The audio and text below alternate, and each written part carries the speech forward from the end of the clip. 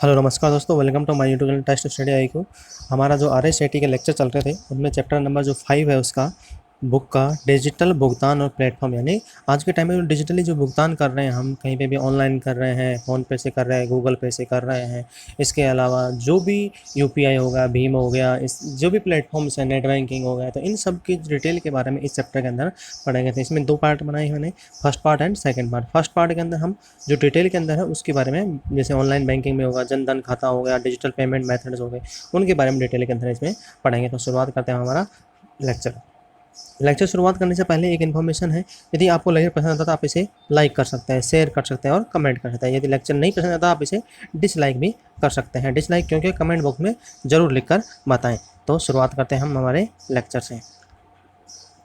Digital भुगतान का मतलब क्या है? पहली बात तो जब भी दिमाग में जब भी आता है डिजिटल भुगतान है तो डिजिटल पेमेंट है या प्लेटफॉर्म है, तो उसके बारे में इंफॉर्मेशन आते ही दिमाग में क्या आता है कि भाई डिजिटली का नाम सुनते ही होता है एकदम से स्टक हो जाता है और दिमाग में होता है कि ऑनलाइन जो भी नेट बैंकिंग, यानी ऑनलाइन जो हम घर बैठे बैठे किसी भी काम को हम कर सकते हैं, तो वो क्या होता है, डिजिटली रूप में होता है। यदि हमको कहीं पे क्या होता है, जाना नहीं पड़ता है, यानी हमारे पास में जो भी अवेलेबिलिटी है उसके साथ मोबाइल या इंटरनेट की कनेक्टिविटी के द्वारा हम क्या करते हैं, जो भी वस्तु है, सामान है, नेट बैंकिंग और पैसा ट्रांसफर करते हैं, वो करता है डिजिटली होता है। क्या होता है, वो डिजिटली होता है। अब डिजिटली पेमेंट एंड प्लेटफॉर्म, यानी डिजिटल के अंदर क्या होता है, जो प्लेटफॉर्म है, यानी कौन कौन से प्लेटफॉर्म है जिनके द्वारा हम कहते हैं पेमेंट का क्या करते हैं, भुगतान कर सकते हैं। तो ये क्या होता है, डिजिटली भुगतान के बारे में है। तो इसका फर्स्ट पॉइंट है ऑनलाइन बैंकिंग। तो सबसे पहले क्या था, ऑनलाइन बैंकिंग। ऑनलाइन बैंकिंग क्या होता है, एक तो सिंपल से होता है भाई, हम कहाँ जाते हैं, बैंक के अंदर जाके, उसके बाद में पेमेंट जमा कराते हैं, निकलवाते हैं, उसके बाद चेक बुक वगैरह सब कुछ है, तो वो क्या कहते हैं, वो हम डायरेक्टली क्या कहते हैं, फेस टू फेस जब जाते हैं तो वो क्या कहते हैं, डायरेक्ट इंट्रैक्शन होता है हमारा बैंक के साथ में। बट ऑनलाइन बैंकिंग में क्या होता है कि हम डायरेक्टली क्या करते हैं, अपना यूजर नेम और पासवर्ड, यानी हम बैंकिंग के द्वारा हमें क्या जाता है, एक यूजर ID दी जाती है और एक दिया जाता है पासवर्ड दिया जाता है। और पासवर्ड को हम अपने अकॉर्डिंग फिर बाद में दोबारा चेंज भी कर सकते हैं और यूजर ID है उसको रख सकते हैं। तो यूजर ID हमें क्या होगी, परमानेंट होती है और पासवर्ड क्या होता है हमारा, चेंजेबल कर सकते हैं, हम अपने अकॉर्डिंग चेंज पासवर्ड कर सकते हैं। तो इन दोनों के द्वारा क्या कहते हैं, हम जितने भी जिनको भी कहते हैं अकाउंट में ट्रांसफर करना होता है, पेमेंट करना होता है, तो वो सब इसमें कर सकते हैं। तो ये क्या होता है, हमारा ऑनलाइन बैंकिंग के थ्रू क्या होता है। इसके अलावा ऑनलाइन बैंकिंग द्वारा आज के टाइम में क्या हो रहा है, जैसे ऑनलाइन फॉर्म वगैरह भरे जा रहे हैं। क्या होता है, ऑनलाइन फॉर्म भरा जाता है। पहले क्या था, फॉर्म भरा था डायरेक्टली पेमेंट करना पड़ता था बैंक में जाके, तो वहाँ पे क्या होते भीड़ इकट्ठे हो जाते। बट आज के टाइम में क्या हुआ, ऑनलाइन बैंकिंग से क्या हो गया है कि हमारा कहीं ना कहीं क्या होता है, जो दिनचर्या है वो क्या हुई है, प्रॉब्लम से कम हुई है। इसके अलावा हमारा टाइम भी क्या होता है, बचता है। तो ये क्या होता है, हमारा ऑनलाइन बैंकिंग के अंदर है। तो शुरुआत करते हैं। यह एक क्या है, इलेक्ट्रॉनिक्स प्रणाली है। इलेक्ट्रॉनिक्स प्रणाली ऑनलाइन प्रणाली है जो कि वित्तीय संस्थान यानी फाइनेंशियल इंस्टीट्यूशन के ग्राहकों को क्या देती है, संस्थान द्वारा संचालित वेबसाइट पर वित्तीय ट्रांजैक्शन, फाइनेंशियल ट्रांजैक्शन, जैसे खातों में भुगतान करना, यानी जो बैंक ये देता है तो वही क्या करेगा, जिस बैंक में हमारा खाता है वही बैंक की सुविधा दे सकता है। दूसरा बैंक उसकी सुविधा के बारे में जानकारी या उस सुविधा के यूजर ID पासवर्ड नहीं दे सकता है। तो ये इंपॉर्टेंट है। तो इसमें क्या कहता है, हम खातों में भुगतान करते हैं, रोजमर्रा के जो बिल वगैरह है वो कर सकते हैं,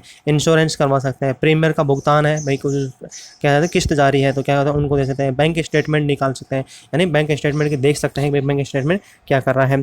इसको नेट बैंकिंग, इंटरनेट, इसको हम क्या कहते हैं, इंटरनेट बैंकिंग भी कह सकते हैं, नेट बैंकिंग भी कह सकते हैं, ई बैंकिंग भी कह सकते हैं और या वर्चुअल बैंकिंग भी कह सकते हैं। इनको कितने चार नाम से जाना, क्वेश्चन बन सकता है कि इंटरनेट बैंकिंग को किन किन नामों से जाना जा सकता है। तो क्या ऑप्शन में मिल सकता है आपको, internet bank, net banking, virtual banking या ई बैंकिंग। तो इनमें कौन सा आएगा, उपरोक्त सभी कह जाएंगे, आपके आंसर आ जाएगा। और यह क्वेश्चन आपके RSAT एग्जाम में मोस्ट इंपॉर्टेंट 2-3 से 5 से 7 बार आ चुका है ये क्वेश्चन, ठीक है भाई। तो और क्या है, और आजकल यह सुविधा हर बैंक क्या करने लग रहा है, क्योंकि आजकल इस बैंक के ये सुविधा उपलब्ध करवाने से क्या होता है, बैंकिंग जो स्टाफ है उन पर क्या होता है, बर्डन है वो ऑटोमेटिकली क्या होता है, कम होने लग गया है, जिससे क्या होता है हर बैंक है क्या करना है। और इसके अलावा जो बैंक है वो उपलब्ध करवाता है, साथ साथ में क्या होता है, इससे जो उनके जो कंज्यूमर्स हैं यानी कस्टमर है वो भी क्या होता है, इंक्रीज होता है और उनका ट्रांजेक्शन लेवल है वो भी क्या होता है, बढ़ता जाता है। इस वजह से हर बैंक, प्रत्येक बैंक ये कहता है ये सुविधा क्या करने लगा है, उपलब्ध करवाने लग गया है। इसके साथ में इंटरनेट बैंकिंग का उपयोग करने के लिए ग्राहकों को 4 चीज़ों की जरूरत होती है। देखो भाई, मैंने अभी बताया, पहला उपयोगकर्ता की यूजर ID होगी, दूसरा क्या हो गया, यूजर नेम हो गया, यानी यूजर ID होनी चाहिए, यूजर ID होगी, दूसरा क्या होगा, यूजर नेम होगा जिसके नाम से वो है, तीसरी क्या होगा, पासवर्ड होगा, और चौथा क्या होगा, ग्राहक, यानी आज के टाइम में ऑथेंटिकेशन क्या होता है, OTP जाता है। जब भी हम ऑनलाइन ट्रांजेक्शन करते हैं तो उसमें 3-4 चीज़ें होती हैं। एक तो हमारी क्या होती है, यूजर ID होती है, क्या होती है, यूजर ID होता है, यूजर नेम होता है, क्या होता है, यूजर नेम होता है। चौथा क्या, तीसरा क्या होता है हमारा, पासवर्ड होता है। क्या होता है, आज के टाइम में पासवर्ड हैक हो रहे हैं, बट फिर भी क्या होता है, पासवर्ड हैक होने के बाद में क्या होता है, एक ओटीपी हमारे मोबाइल में क्या होता है, मोबाइल नंबर, जब ये नेट बैंकिंग करता है तो मोबाइल नंबर जरूरी होता है, रिक्वायरमेंट होती है। तो ओटीपी किस पे जाता है, वन टाइम पासवर्ड जिसको कहते हैं। ये फुल फॉर्म कई बार एग्जाम में आ चुके हैं, ओटीपी की फुल फॉर्म क्या है, तो ओटीपी की फुल फॉर्म क्या है, वन टाइम पासवर्ड। इसकी टाइम लिमिट सेट होती है 16 सेकेंड, 30 सेकेंड या 1 मिनट, अलग अलग है। हर क्षेत्र के अंदर क्या होती है, अलग अलग डिफरेंट होती है। बैंकिंग में क्या होता है 30 सेकंड या 15 सेकंड का होता है टाइम पीरियड होता है। उसके अलावा क्या होता है, ओटीपी फिर क्या होता है, चेंज करना पड़ जाता है। तो ओटीपी की फुल फॉर्म क्या है, वन टाइम पासवर्ड है, वो क्या डालना पड़ता है। उसके बाद में क्या होता है, उसके बाद में वन टाइम पासवर्ड डालने के बाद में क्या होता है, सत्यापन हो जाता है कि हाँ कस्टमर ही क्या कर रहा है, ट्रांजैक्शन कर रहा है। यदि ओटीपी पर्टिकुलर नहीं है तो वो क्या नहीं होगा, उसका नेट बैंकिंग का क्या नहीं होगा, यूजेज नहीं होगा और ट्रांजैक्शन क्या हो जाएगा, रुक जाएगा। जिससे क्या होगा, जो फ्रॉड ट्रांजैक्शन होते हैं उनको कहीं ना कहीं क्या होती है, उनको रोकने में क्या होते हैं, मदद मिलते हैं। इसके अलावा ये जो आजकल जो फाइनेंशियल इंस्टीट्यूशन है वो क्या कहते हैं, ग्राहकों के लिए क्या कहते हैं, ट्रांजैक्शन से संबंधित मैसेज और ईमेल भी क्या कहते हैं, ईमेल यानी ईमेल आईडी पे क्या कहते हैं, वो ईमेल आईडी पे भी एसएमएस भेजते हैं और पर्टिकुलर भी क्या कहते हैं, एसएमएस भेजते हैं। तो ये क्या है, आपका इंटरनेट बैंकिंग संबंधित के रिलेटेड जानकारी है। इसके अलावा जो ऑनलाइन बैंकिंग है, कौन कौन से में, अलाई आ गया, डिस्कवरी डिस्कवर आ गया, यूए आ गया, बैंक हो गए, ठीक है, एसएन हो गया, मैक्सिमम सभी फील्ड हैं वो कहीं ना कहीं क्या देता है, आज के टाइम में ये ट्रांजेक्शन करवा रहे हैं। नेक्स्ट, ऑनलाइन बैंकिंग के लाभ, बेनिफिट ऑफ ऑनलाइन। अब ऑनलाइन बैंकिंग है तो कहीं ना कहीं क्या होता है, लाभ भी मिलता है। अब जैसे ऑफलाइन है तो वो क्या करता है, जैसे बैंक खुलता है, क्या होता है, बैंक जब भी खुलेगा तो हम ऑफलाइन के अंदर उसी टाइम के अंदर, जैसे सुबह 10 से लेकर 3 बजे तक ही हम ट्रांजैक्शन या 4 बजे तक करते हैं ट्रांजैक्शन या लेन देन कर सकते हैं। उसके बाद में बाकी लेन देन नहीं कर सकते। अब जो टाइम पीरियड बच गया, यानी 4 से लेकर सुबह 10 बजे तक का जो टाइम पीरियड बच गया, किसी को पेमेंट की रिक्वायरमेंट पड़ती है, ज़रूरत पड़ती है, तो क्या करना पड़ेगा, अब वो डायरेक्टली बैंक में तो जा नहीं सकता, बट क्या करना पड़ेगा, कहीं ना कहीं उसका उपयोग लेना पड़ेगा। यदि सुविधा लेनी है तो क्या करना पड़ेगा, नेट बैंकिंग या जो बिहाफ में चल रहे हैं पेमेंट डिजिटल प्लेटफॉर्म चल रहे हैं उनके द्वारा कहते हैं पेमेंट करना पड़ता है। तो बैंकिंग में जो आज के टाइम में यानी जो ऑनलाइन पेमेंटिंग है वो कहीं ना कहीं क्या होता है 24/7 आवर, क्या होता है 24/7 यानी 24 घंटे और 7 दिन लगातार, कोई रोक टोक नहीं, कभी भी कहीं पे भी किसी भी हालत में आप करते हो उसकी सुविधा वगैरह करते हो, यूज कर सकते हो। ऑनलाइन बैंकिंग से कहीं भी किसी भी समय 24/7 आवर में कहता है आप ट्रांजैक्शन बैंकिंग सेवा ले सकते हो। नेक्स्ट क्या है, ट्रांजैक्शन पर कम लागत व सामान्य लागत में क्या होती है, कटौती होती है। यानी जब बैंक ऑनलाइन ट्रांजैक्शन करते हो तो क्या होती है, ट्रांजैक्शन में भी क्या होती है, लागत भी कम लगती है और कटौती है वो भी क्या करती है, नॉर्मल ही कटौती होती है। इसके अलावा क्या हमारी समय की बचत होती है, यानी कम समय भी लगता है। अब जैसे बैंकिंग में डायरेक्टली हम बैंक में जाते हैं तो क्या होता है, आना जाना, उसके अलावा इसके अलावा जो हमारा एक्स्ट्रा चार्जेस है वो भी क्या लगता है, इसमें इंक्लूड होते हैं। इसलिए क्या होता है, यहाँ पे टाइम की भी क्या होती है, बचत होती है, बहुत सुरक्षित होता है। क्या होता है, यह सेफ भी है हमारे लिए। सेफ कैसे है कि भाई ऑनलाइन जब ट्रांजेक्शन करता है तो कहीं ना कहीं होता है पेमेंट क्या था, जेब में नहीं रखना पड़ता है। और आज के टाइम में जैसे जब जेब में पेमेंट होता है तो कहीं गिर जाता है, पड़ जाता है, इसके अलावा कोई चोरी कर लेता है तो क्या होता है, ये रिस्क होता है। बट ऑनलाइन में क्या होता है, ये रिस्क नहीं होता है। क्या नहीं, ये रिस्क नहीं होता है। ऑनलाइन में सिर्फ ये रिस्क होता है कि हमारा कहीं ना कहीं यूजर नेम और आईडी पासवर्ड है वो कहीं किसी दूसरे के पास में लीक ना हो। इसके अलावा जो ओटीपी आता है वो हमको किसी को शेयर नहीं करना। यदि हम शेयर करते हैं तो कहीं ना कहीं हम उसमें इंक्लूड हो जाते हैं। इसके नेक्स्ट, पैसे तुरंत और सही जगह स्थानांतरित होते हैं। यदि कहीं पैसे क्या होता है ट्रांजेक्शन करने से हमको क्या होता है, 2 बार क्या कहता है, उसका पर्टिकुलर क्या कहता है, सर्विस चेक करवाता है कि हाँ आपका जो अकाउंट नंबर डिटेल वगैरह वो पर्टिकुलर सही है या नहीं है, यानी सत्यापन भी करवाता है ऑनलाइन के टाइम पे। और इसके बाद में घर बैठे बैठे यूटिलिटी बिल, यानी कोई भी अपना बिल हो गया, अन्य कई सेवाएं कर लेते हैं हम, लाभ ले सकते हैं। जैसे भी ऑनलाइन से परचेजिंग हो गया, ऑनलाइन सेविंग्स हो गया, ऑनलाइन फूड्स वगैरह हो गया, ऑनलाइन हम कैब वगैरह बुक करते हैं तो यानी ट्रांसपोर्ट के लिए यूटिलिटीज हो गया, तो उनमें भी कहीं का हम ऑनलाइन बैंकिंग का उपयोग कर सकते हैं। तो ये क्या होता है, हमारे ऑनलाइन बैंकिंग के क्या है, बेनिफिट्स हैं। नेक्स्ट क्वेश्चन, ऑनलाइन बैंकिंग के माध्यम से सेवाएं यानी सर्विस थ्रू ऑनलाइन बैंकिंग, यानी बैंकिंग के द्वारा ऑनलाइन बैंकिंग द्वारा हम क्या क्या उपयोग में ले सकते हैं, यानी कौन कौन सी सुविधाओं का हम उपयोग ले सकते हैं, यानी उनके द्वारा सर्विस, यानी उन सर्विस के द्वारा हम जो सेवाएं हैं वो क्या क्या ले सकते हैं। जैसे हो गए आज के बैंक में लगभग सभी सेवाएं पारंपरिक बैंकिंग सेवा उपलब्ध, इन्हें ऑनलाइन एक्सेस कर सकते हैं। यानी आज के टाइम में जो बैंकिंग सेक्टर है वो क्या कर रहा है, ऑनलाइन यानी ऑफलाइन के साथ पारंपरिक जो रेगुलेटरी में जो चल रही है उसके साथ में क्या करता है, आपको क्या करना पड़ता है, वहाँ पे प्लेटफॉर्म में आपको एप्लीकेशन फिल करना पड़ता है, डॉक्यूमेंट देने पड़ते हैं, उसके बाद काम क्या करता है, वो ऑनलाइन बैंकिंग का आपका क्या करता है, एक यूजर आईडी पासवर्ड से आपको देता है और उसके बाद में आप उसको एक्टिवेट कर सकते हैं। और इनका यूजेज क्या क्या आ सकता है हमारे भाई, आधार प्रमाणीकरण क्या होता है, आधार प्रमाणीकरण के जरिए बैंक खाता खोलना, यानी हम जब भी बैंक खाता खोलते हैं तो आधार प्रमाणीकरण होता है कि भाई आधार प्रमाणीकरण, आधार दिखाना पड़ता है कि इसके बाद जो है हम बैंक खाता खोल सकते हैं। आज के टाइम में अपने खाते की शेष राशि, बैंक बैलेंस, अमाउंट और स्टेटमेंट की जांच हम कर सकते हैं। घर बैठे हम कहीं पे भी क्या कहते हैं, इसकी जांच कर सकते हैं। भाई कितने के स्टेटमेंट हम कहीं कहीं पे दिया है, कहीं पे याद नहीं रहता तो क्या हम स्टेटमेंट दे के सकते हैं। नेक्स्ट, अपने खाते से किसी और के खाते में जाने स्थानांतरित करना, यानी अपने खाते से किसी और के खाते में क्या धन स्थानांतरित करना। यहाँ पे जाने नहीं आएगा, क्या आएगा भाई, धन आएगा। क्या आएगा, धन स्थानांतरित करना, यानी रुपए स्थानांतरित करना। हम कहीं पे भी अपने खाते से दूसरे खाते में रुपए धन ट्रांसफर कर सकते हैं। फिक्स्ड डिपॉजिट, अन्य निवेश, इन्वेस्टमेंट करना और प्रबंधन। आज के टाइम में क्या हो रहा है कि अपने बैंक खाते में क्या जहीं पे फिक्स डिपॉजिट करवाते हो या इन्वेस्टमेंट करते हो तो आप बैंक अकाउंट से अपना जो खाता है उसका क्या दो, जहाँ पे आपको क्या करना है, सेवाएं देनी है तो लिंक करवा दो, डायरेक्टली क्या करना आपके अकाउंट में सीधा उन्हें ट्रांसफर हो जाता है, यानी पर्टिकुलर चीज़ के लिए वहाँ पे ट्रांसफर हो जाता है। नेक्स्ट, यूटिलिटी बिल, आप उपयोग में जो ले रहे हो, टेलीफोन हो गया, मोबाइल हो गया, बिजली बिल हो गया, तो क्या कहते हैं क्रेडिट कार्ड बिल इत्यादि का भुगतान इसके द्वारा हम कर सकते हैं। तो ये क्या हो गया, हमारे ऑनलाइन बैंकिंग के माध्यम से हो गई ये सेवाएं हो गई हमारी। नेक्स्ट,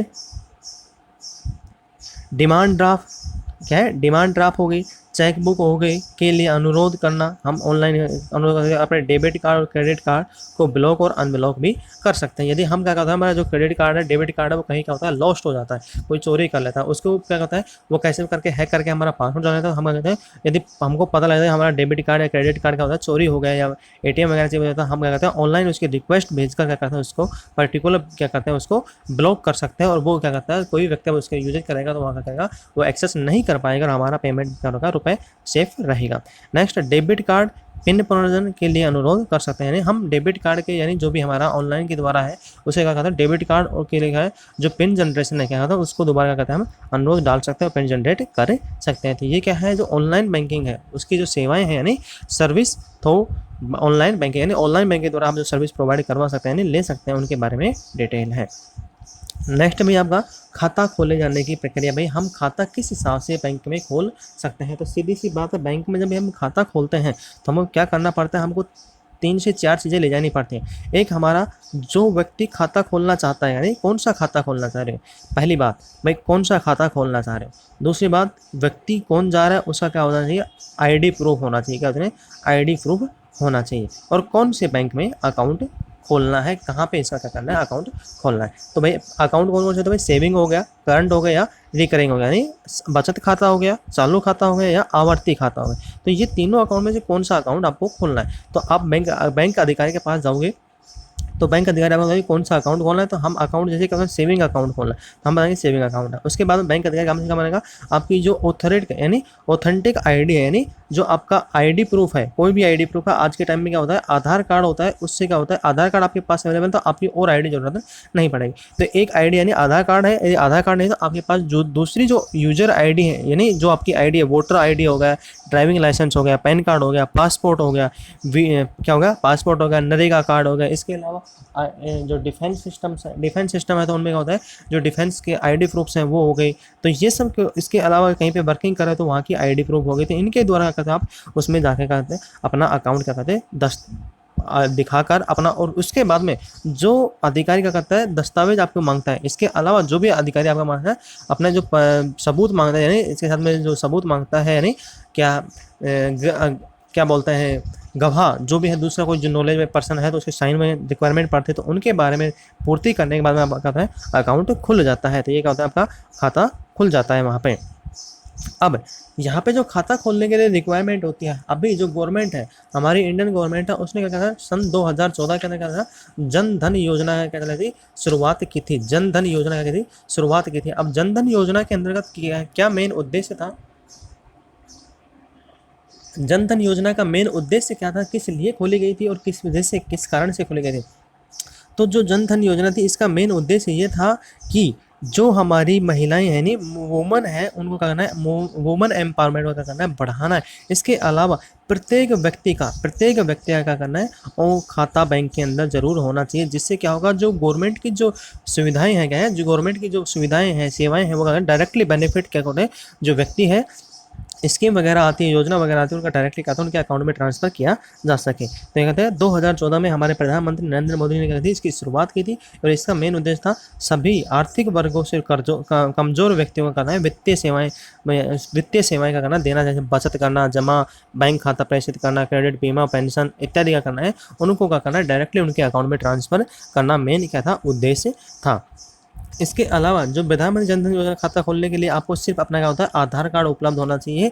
आधार कार्ड नहीं है तो आपको कोई भी आपका जो बाकी डॉक्यूमेंट है, यानी पहचान पत्र होगा, ड्राइविंग लाइसेंस होगा, पैन कार्ड होगा, पासपोर्ट होगा, नरेगा कार्ड हो गया, इसके अलावा आपका राशन कार्ड हो गया, साथ में बिजली बिल हो गया, तो ये सब क्या होता है, आपकी ID प्रूफ यहाँ पे रिक्वायरमेंट जरूरत पड़ जाती है। यदि आधार कार्ड अवेलेबल नहीं है तो आप क्या करें, अपना खाता खोल सकते हो। और खाता खोलने के बाद में क्या कर सकते हैं, इसमें आप जो भी सुविधाएं हैं, जनधन की जो भी सुविधाएं हैं, वो क्या करते हैं, ले सकते हो। साथ के अंदर अब जनधन जो सुविधा थी, उसके अंदर क्या कर रखा था, जो पेमेंट डिपॉजिट है, क्या कहते हो, जो पेमेंट डिपॉजिट है, गवर्नमेंट के द्वारा था, फिक्स कर देना था कि भाई आप इतना 50,000 के 50,000 रुपये इसमें डलवा सकते हो, और एक ही टाइम पे क्या करना, सिर्फ 10,000 रुपये ही आप कर सकते हो, निकाल सकते हो अपने अकाउंट से, एक्स्ट्रा नहीं निकाल सकते हो। तो कुछ इस पे क्या थी, बर्डन में थे, तो कुछ फैसिलिटी भी प्रोवाइड करवाई गई थी। नेक्स्ट है आपका भामाशाह सक्षम बैंक खाता। भामाशाह सक्षम बैंक खाता यानी भामाशाह अनएबल बैंक अकाउंट, यानी भामाशाह अनएबल बैंक अकाउंट। तो इसमें क्या होता है, जो भामाशाह सक्षम बैंक अकाउंट खाता था, इसके अंदर क्या होता है, राजस्थान की गवर्नमेंट ने क्या कहते हैं, इसको चालू किया था। राजस्थान की जो गवर्नमेंट थी, उसने क्या कहते हैं, इसको सन 2008 के अंदर चालू किया था। इसका मेन जो उद्देश्य था वो था वुमेन एम्पावरमेंट और प्रभावी सेवा वितरण और वित्तीय समावेशन के साथ सीधे लाभ लोगों तक हस्तांतरित करना था। यानी भामाशाह योजना के द्वारा लोगों के अकाउंट में सीधे पैसे ट्रांसफर करना, मेडिकल सुविधा, इसके अलावा और जो भी फैसिलिटी है वो सब कहता है एक ही प्लेटफॉर्म पर क्या करना, अवेलेबल करवाना, यानी भामाशाह कार्ड के द्वारा उपलब्ध करवाना था। इसके अलावा जो भामाशाह कार्ड के अंदर था, उसमें क्या मुखिया कौन थी, मुखिया आपकी जो महिला थी, क्या थी, घर की जो बुजुर्ग महिला या मेंबर हैं, तो उन्होंने कहते हैं महिलाओं का कहता है, इसके लिए योजना में मुख्य माना गया था। उसके साथ में उन महिला को मुख्य मानते हुए, यानी घर के अंदर, फैमिली के अंदर महिला को मुख्य मानते हुए सभी व्यक्तियों का उसमें नाम जुड़वा के क्या कहता है, उस सुविधा का कहते हैं लाभ ले सकते हैं। इसके साथ में भामाशाह योजना में नामांकन ऑफलाइन और ऑनलाइन दोनों तरीके से किया जाता है, और ई मित्र की ओर से यानी भामाशाह पोर्टल के माध्यम से भी क्या कहता है, आप इसमें क्या करते हो, अपना नाम जुड़वा सकते हो। अपना नाम, जो भी कुछ भी प्रॉब्लम्स है, चेंजेज करवाने हैं, एड्रेस है, नाम है, यदि आधार स्टेटमेंट है, जो भी कुछ भी चेंज है, तो आप इनके द्वारा कर सकते हो। नेक्स्ट पॉइंट आपका ऑनलाइन डिजिटल भुगतान पद्धतियां और प्लेटफॉर्म्स, यानी ऑनलाइन के द्वारा हम डिजिटल भुगतान कौन कौन से प्लेटफॉर्म्स हैं, उनके द्वारा हम क्या कहते हैं, इसको उपयोग में ले सकते हैं। तो आपका पहला क्या है यहाँ पे, अब ऑनलाइन डिजिटल पेमेंट में होता है, तो सीधी सी बात में ऑनलाइन के द्वारा हम बताएं, ऑनलाइन ट्रांजैक्शन करेंगे, किसी को पेमेंट ट्रांसफर करना था, यानी ये क्या होता है, एक इलेक्ट्रॉनिक्स भुगतान स्वीकृति, यानी इलेक्ट्रॉनिक्स प्रणाली है, उसके अंदर क्या कहते हैं, हम ऑनलाइन के द्वारा जो भी करना है, हमको डिजिटल पेमेंट करना है, यानी ऑनलाइन पेमेंट करना, नेट बैंकिंग द्वारा हो गया, पेमेंट मोड हो गया, ठीक है, वॉलेट हो गए हैं, इसके अलावा क्रेडिट कार्ड हो गया, डेबिट कार्ड हो गया, तो इन सब के बारे में हम क्या कहते हैं, इसके बारे में डिटेल के अंदर पढ़ेंगे। इसके अलावा डिजिटल भुगतान प्लेटफॉर्म है, वो भुगतान गेटवे और मर्चेंट द्वारा भी क्या कहता है, एकीकृत कर दिया गया है, ताकि क्या करता है, वो जो आपने देखा होगा, जब आप ऑनलाइन पेमेंट करते हो तो वहाँ पे क्या होता है, गेटवे लिखा होता है, क्या होता है, गेटवे लिखा होता है, क्या होता है, गेटवे लिखा होता है। उसमें क्या होता है, उनको सभी को मर्ज कर देगा कि आप सीधा उस गेटवे में जाके जितना भी, जहाँ पे भी जाना चाहते हैं, अपने अकाउंट जितने भी रिलेटेड संबंधित अकाउंट्स हैं, उनमें क्या कहता है, आप जाके ट्रांसफ़र कर सकते हो या पेमेंट कर सकते हो। पहला है आपका क्रेडिट कार्ड भुगतान। क्रेडिट कार्ड भुगतान, अब क्रेडिट कार्ड कुछ ऐसा होता है आपका, देखो में, और ऐसा क्या होता है, वो क्रेडिट कार्ड उसमें क्या होता है, लिखा होता है ऊपर, क्या होता है, क्रेडिट कार्ड। क्रेडिट कार्ड उसमें क्या होता है, वीज़ा हो गया, मास्टर हो गया, रुपए हो गया, जो भी कुछ भी क्रेडिट कार्ड में हो सकता है, यानी हर क्रेडिट कार्ड हर कंपनी का अलग अलग देती है, हर बैंक का अपना क्रेडिट कार्ड अवेलेबल करवाता है। उसमें क्या होता है, जो जिसके नाम से उसमें होता है, कार्ड नंबर होंगे, एक्सपायरी डेट होगी आपकी, ठीक है। अब इसमें कौन सा बैंक है, नेट बैंकिंग या जो भी बैंक चूज करना चाह रहे हो आप उसमें चूज कर सकते हो। तो ये क्या होता है आपका, एक परफॉर्मा क्या होता है, इसका क्रेडिट कार्ड का होता है, बट इसके अंदर जब आप ऑनलाइन पेमेंट करते हो तो वहाँ पे कुछ ऐसा ही परफॉर्मा सेम का सेम क्या होता है, वहाँ पे शो करता है, वहाँ पे कहते हैं आपको डिटेल भरनी पड़ती है और क्या कहते हैं आप ऑनलाइन पेमेंट का कहते हैं अपना ट्रांसफर कर सकते हैं, यानी पेमेंट कर सकते हैं। अब क्रेडिट कार्ड और डेबिट कार्ड में थोड़ा सा डिफरेंस है। क्या होता है क्रेडिट कार्ड, क्या होता है एक छोटा सा प्लास्टिक कार्ड, सभी क्या होता है प्लास्टिक कार्ड ही होता है, एटीएम की तरह होता है हमारे। इसके अलावा क्या होता है किसी बैंक से किसी वित्तीय संस्थान को कहता है इसको जारी करता है। क्रेडिट कार्ड है आप क्या करते हो, इसमें क्या होता है उनकी जो गाइडलाइन है क्या होती है, जो भी कंपनी है या बैंकिंग वित्तीय कंपनी है या बैंकिंग सेक्टर वगैरह करता है, अपनी आपकी जो इनकम है उसका सोर्स देखते हुए क्या करता है आपको क्या कहता है क्रेडिट कार्ड जारी करता है, यानी इश्यू करता है। उसके बाद में वो आपकी जो डिटेल्स है बैंकिंग डिटेल वो फिल कर लेता है उसमें। और क्रेडिट कार्ड से क्या होता है, क्रेडिट कार्ड से ये होता है कि वो आपको उसी टाइम पे आपका एक अलग से अकाउंट बना देगा और आप उसके अंदर से आप उसमें उस जो आपका दूसरा अकाउंट क्रेडिट कार्ड जो बैंक देगा उसमें सेम उसी अकाउंट पे यानी क्रेडिट कार्ड वाले अकाउंट के ऊपर आपको क्या मिलेगा, एक लिमिट मिलती है। आप किसी भी टाइम पे क्रेडिट कार्ड को यूज करते हुए आप क्या कहते हो पैसा ट्रांसफर कर सकते हो, यानी पेमेंट का कहते हैं यूज कर सकते हो। बट अब जैसे आपने पेमेंट क्रेडिट कार्ड वाले अकाउंट से यूज किया है तो आपको क्या करना पड़ेगा, फिक्स टाइम ड्यूरेशन, यानी टाइम ड्यूरेशन आपकी फिक्स होगी, टाइम ड्यूरेशन फिक्स होगी, उसी टाइम ड्यूरेशन के अंदर आपको करना पड़ेगा वापस उसी अकाउंट के यानी क्रेडिट कार्ड के अंदर आपको वो पेमेंट क्या करना पड़ेगा, जमा करवाना पड़ेगा। क्या होगा जिससे फिर आप आगे जाकर उसका यूज कर सकते हो। अब यह इलेक्ट्रॉनिक्स पैसे का सबसे आसान रूप है जो उपलब्ध है आज अंतर्राष्ट्रीय स्तर यानी विश्व लेवल के ऊपर क्या है इसको इंटरनेशनल लेवल के ऊपर इसको उपयोग में लिया जा रहा है। नेक्स्ट भी आपका डेबिट कार्ड। अब डेबिट कार्ड क्या होता है, ये डेबिट कार्ड होता है जैसे क्रेडिट कार्ड होता है वैसे डेबिट कार्ड होता है। बट डेबिट कार्ड में क्या होगा, जब भी पेमेंट कटेगा तो आपका जो सेल्फ बैंक अकाउंट है उसके अकाउंट में क्या होगा, आपका पेमेंट रिडक्शन होगा, यानी बैंक अकाउंट से आपका रिडक्शन होगा, ना कि दूसरे जो कार्ड आपको इश्यू होते हैं उनसे होगा। अब डेबिट कार्ड है वो किसी भी कोई सी भी बैंक का हो सकता है। जब ट्रांजेक्शन होता है आपका पैसा अकाउंट से ही कटता है, ना कि किसी दूसरे अकाउंट से कटता है। इसमें भी क्या होता है सेम का सेम प्रोसीजर होता है जैसे आपका होता है डेबिट कार्ड में होता है, यानी क्रेडिट कार्ड में होता है सेम का सेम क्या होता है, इसी के अंदर भी क्या होता है आपके पास में अवेलेबिलिटी होती है। इसके अंदर भी क्या होता है सेम परफॉर्मेंस होता है, यानी डेबिट कार्ड कौन सा डेबिट कार्ड है, कौन से बैंक का है, नेम है, कार्ड नेम हो गया, डेट एक्सपायरी डेट होगी, कौन सा कार्ड है आपका, सीवीवी।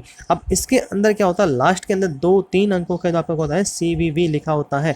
जैसे क्या होता है कोई भी सीवीवी हो गया, अब क्या होगा जैसे भी 3 अंकों का 700 हो गया, 625 हो गया, 865 हो गया, ठीक है कुछ भी हो सकता है। अंतिम जो 3 अंक होते हैं वो कहते हैं सीवीवी होते हैं। तो उनको क्या कहता है इसके अंदर अटैचमेंट यानी दिखाना होता है, उसमें लिखना होता है। उसके बाद में क्या कहता है वेरीफाई होता है। उसके बाद में कौन सी बैंकिंग यूज करना चाह रहे हो, मैं नेट बैंकिंग है या इसके अलावा जो गेटवे है उसको यूज़ करना चाहता तो वो सब क्या कहता है इसमें अवेलेबिलिटी करवाता है। उसके साथ में क्या कहता है, इसके साथ में आपको ये पूछता है जैसे आप इसमें ये डिटेल्स फिल कर दोगे उसके बाद में क्या कहता है इसी जो बैंक डिटेल है यानी बैंक के द्वारा आपके अकाउंट है उसके अकाउंट के साथ जो नंबर आपका मोबाइल अटैच है वहाँ पे क्या करता है आपको एक OTP भेजा जाता है, यानी मोबाइल के ऊपर क्या है बैंकिंग के द्वारा एक OTP भेजा जाता है। उस OTP को जैसे आप उसके बाद में डालोगे तो वहाँ पे क्या होगा 1 टाइम पासवर्ड, यानी एक टाइम के लिए यूज़ करना चाहते हो, एक टाइम के लिए आपका पासवर्ड यूज़ होगा और उसमें जैसे आप डालोगे तो क्या होगा वेरीफाई हो जाता है कि हाँ अकाउंट जिसका है वही क्या कर रहा है इसको यूज कर रहा है।